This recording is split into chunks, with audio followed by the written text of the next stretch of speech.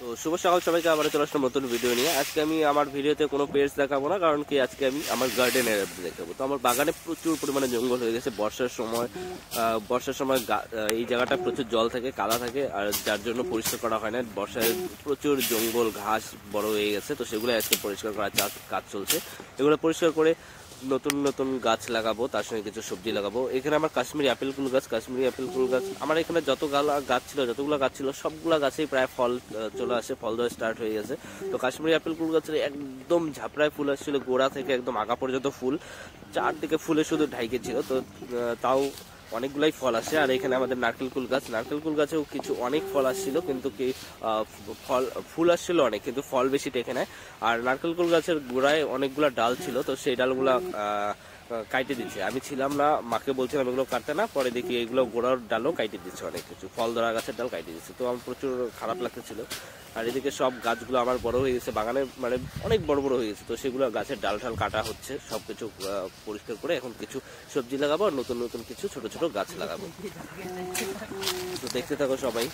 একদম জঙ্গল হয়ে গেছে, মানে যেমন চাচ্ছিলাম মিনি ফরেস্ট, তো মিনি ফরেস্টই হয়ে গেছে। আর এখন এত জঙ্গল হয়ে গেছে যে একটু মানে রিস্কেরও ব্যাপার হয়েছে, কারণ প্রচুর পরিমাণে সাপ আছে প্রচুর পরিমাণে। কারণ ওরা যখন কাজ করছিল তখনও দুটো সাপ বেরোয়েছে। আর তার সঙ্গে প্রায় আমি তো দেখি না কোনো সময়, আমার সামনে পড়ে না। অনেকদিন আগে একবার শুধু দেখছিলাম, তাছাড়া আমি দেখি নাই। আর এদিকে মালবেরি গাছেরও ফুল চলে আসে সুন্দর, মানে সব গাছেই আমার ফল আছে এখন। তো প্রচুর পরিমাণে সাপ যারা মাঠে কাজ করে আশেপাশে তারাও দেখে, সবসময় দুটো করেই দেখে, একটা না দুটো করেই দেখে।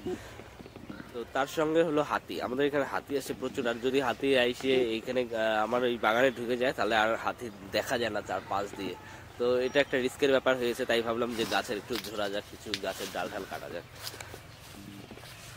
আর তারপরে এখানে আলু গাছ, শিমুল আলু গাছ, এই যে শিমুল আলু গাছ সুন্দর। এটা আসলে সাবুদানা গাছ, তো নাম হলো শিমুল আলু।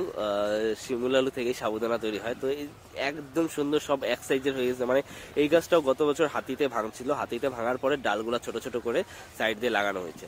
আর এত সুন্দরভাবে হয়েছে, সবগুলা একই সাইজের হয়েছে, দেখতেও সেই সুন্দর লাগছে, মনে হচ্ছে একদম ঘেরা করা। কিন্তু এটাও রিস্ক, কারণ কি এটা হাতির প্রিয় খাবার। হাতি যদি আবার আসে তাহলে আবার এই গাছগুলা তুইলে খায় নেবে। চারপাশে একদম শুধু ফরেস্টের মতো একদম হয়ে গেছে। তো এগুলাই পরিষ্কারের কাজ চলছে। তো আমার গার্ডেনটা পুরাপুরি একদম ক্লিয়ার হয়ে গেছে, সব জায়গার জঙ্গল, তারপরে এক্সট্রা যে গাছের ডালগুলো বড় হয়ে গেছিল সব কাটা হয়ে গেছে, এখন একদম পরিষ্কার। তো পরিষ্কার করার পরে ভাবলাম এখানে কিছু আমি সবজি চাষ বানানো হচ্ছে অল্প অল্প করে, মানে যাতে হলো শীতের যে সবজিগুলো হয় সেগুলো একটু একটু করে চাষ করি।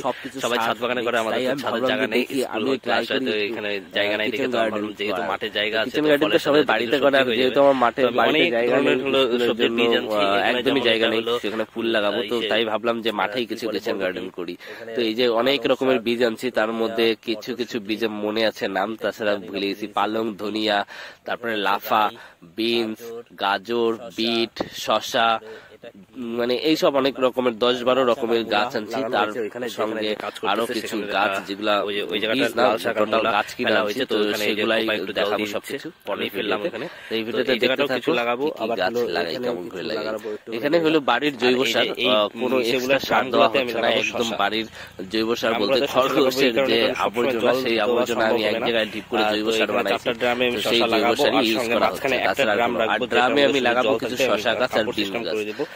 এগুলো তো লতানো গাছ, তো এর জন্য ড্রামে লাগাবো। আর এখানে জল নাই, তাই ভাবছি মাঝখানে একটা ড্রাম বসাবো, ড্রামে সুতলির সাহায্যে যে জল দিতে হয়, তাহলে জল দিতে হবে না বারবার।